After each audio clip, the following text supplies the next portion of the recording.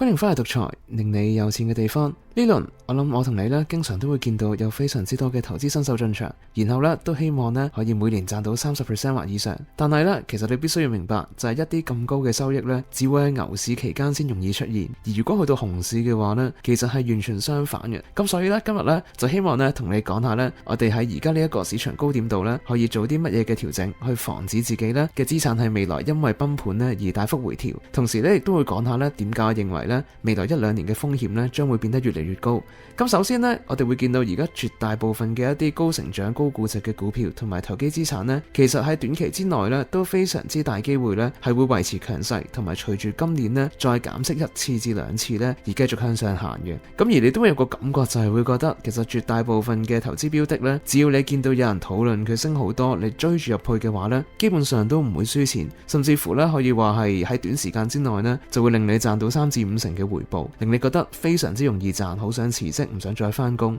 咁但係個問題就係呢，就算你要做一啲短線嘅投機呢，你都必須呢要記住喺今年之內呢，比較理想呢就係喺11月或之前呢就分批咁清倉。咁個原因就係因為呢，當我哋知道呢，其實減息注入嘅流動性可能可以延長到而家成個市場狂歡嘅時間，但係呢，其實嗰個流動性呢喺有限嘅框架底下呢，並唔係可以永續咁去推高個股市嘅。咁換言之就係呢，當今年嘅減息呢個利好真係徹底落地，當今年之內可能10月、12月呢真係分別再減息嘅話呢，咁我哋呢就必須呢要認真咁去看待通脹嗰個問題。咁就係講緊呢，如果我哋有聽阿鮑威爾喺最近嗰次演講所講嘅內容嘅話呢，你就會明白其實而家成個市場呢並唔係講緊毫無通脹風險、極之安全，而且係不斷會升落去嘅一個局面嚟嘅。佢都解釋咗美聯準之所以減息呢，其實單純係衡量就係當下呢刻呢勞動力市場疲弱、就業市場下行嘅風險呢對經濟個負面影響可能會大過呢通脹帶嚟嘅影響，所以佢先決定咧減息，令到咧成個經濟會朝住一個比較好嘅方向發展。咁但係咧，佢都有講到一樣好重要嘅嘢，就係其實未來咧關稅依然係有機會咧令通脹呢件事變成係一個持續嘅問題。咁所以佢哋都一定要咧好緊密咁去關注未來嘅通脹數據咧，去判斷到底可唔可以再減息嘅。咁而另一個重點就係咧，其實佢喺嗰個訪問時候都有講到，就係話而家咧你無論從啲乜嘢指標去睇咧，其實成個股市都已經處喺一個非常之高嘅水平。咁佢當然唔會話我好快崩盤好危險。咁但係如果連美聯儲嘅主席都咁講嘅話呢，咁我認為呢，其實你呢都必須要好認真咁去諗下呢，到底喺而家呢一個位置度追高去買一啲明星科技股呢，係咪一個明智嘅決定？咁我就係認為呢，其實當下呢刻追高呢個風險係非常非常之大嘅。咁就算你話你要參與到聲講嗰啲所謂 Ethereum 嘅投機呢，其實個框架都只會放喺未來呢2-3個月，即係講緊你必須要呢喺今年之內，或者話最理想就係11月底或之前呢，就分批清倉晒所有嘅投機倉位。咁如果唔係嘅話呢，未來呢喺呢個通脹繼續反彈嘅情況之下減息呢，就有機會令到通脹呢件事變得更嚴重，甚至演化成呢一個比較長遠嘅問題。咁呢個問題係啲乜呢？就係你會發現其實如果通脹不斷惡化嘅話呢，咁其實企業提供商品同服務嘅成本係必然會提升嘅。咁於是乎就會造成呢唔同商品嘅加價啦，你會見到可能越嚟越貴、越嚟越高嘅價錢先會買到你本身想要嘅嘢。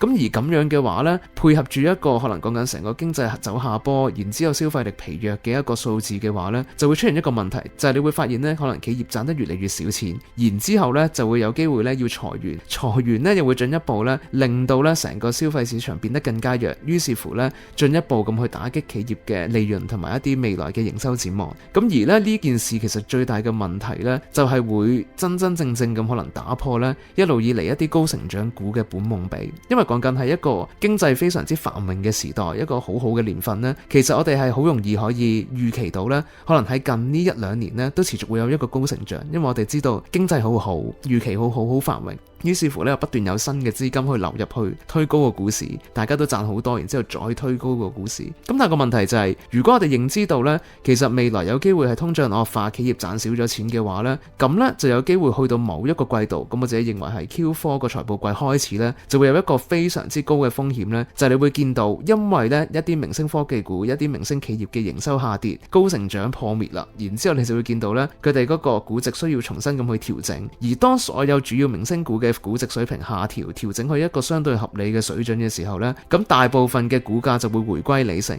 咁回歸理性嘅衝擊呢係非常之大嘅，因為而家絕大部分嘅明星股你會見到就係已經計咗一個好恐怖嘅成長率，即係講緊3至5成嘅年成長率咁去估計佢未來嘅價值。咁所以呢，如果當股價回歸理性嘅話呢，咁我保守估計所有大家而家當下追捧嘅一啲最熱門嘅概念股呢，即係包括一啲可能量子電腦啊、核能啊，或者係一啲明星股啊，嗰啲股票呢，都有機會可能遭遇一個5成至8成嘅回調。咁而當中呢，甚至乎有一部分嘅公司呢，係永遠都唔會翻去而家呢個高位嘅。咁所以你必須要明白個風險就係有機會呢，你會買咗一間公司，你以為佢曾經強勢，未來就會再反彈去高位。咁但係事實上呢，係每一個概念入面嘅明星股呢，只有極少部分呢係可以跨越週期，喺下一個週期呢翻去原點，甚至乎變得更強嘅。咁絕大部分嘅公司都係呢，曇花一現，你可能喺某個週期見到佢有一個好強嘅行情，但係當個行情完咗呢，佢就會恢復翻去佢應有嘅價值，就係一個極之低迷嘅價值。咁所以呢個亦都係點解呢？你如果用一個太高嘅價錢去買一啲其實你完全唔了解嘅資產，即係可能你見到 Fred 有人講，見到新聞有人報呢，就去買一啲明星股嘅話呢，咁你就有機會呢，會因為呢唔知道佢到底係平定係貴，唔知道嘅競爭優勢可以維持幾耐呢，而永遠套牢咗喺一個高點度。咁所以記住呢，就係有一個好重要嘅原則，就係永遠淨係買一啲呢你真係睇得明，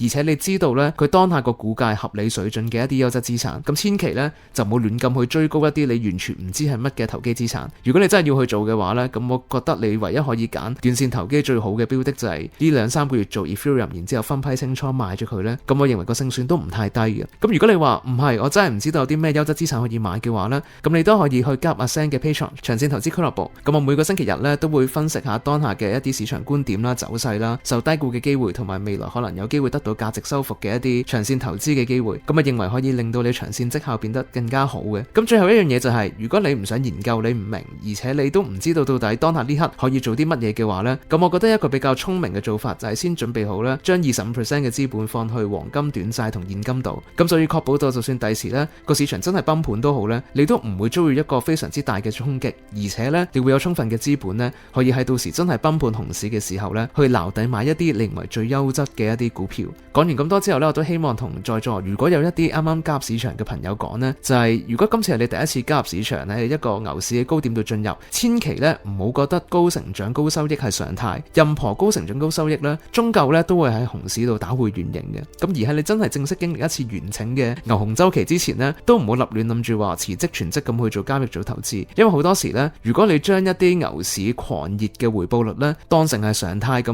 去計你到底維唔維持到生活嘅話呢，咁你有非常之大機會呢就會喺熊市嗰時呢遭遇一個致命嘅打擊。而更加危險嘅就係呢，熊市經濟下行嘅期間呢，你係更加難揾到一啲高人工嘅職位嘅。咁所以呢個就係點解呢，千祈唔好立亂辭職全職投資嘅原因啦。咁希望今日講嘅可以幫到你趨吉避凶，未來賺更多嘅錢。我哋下次再獨裁同你講下錢嘅問題。拜拜。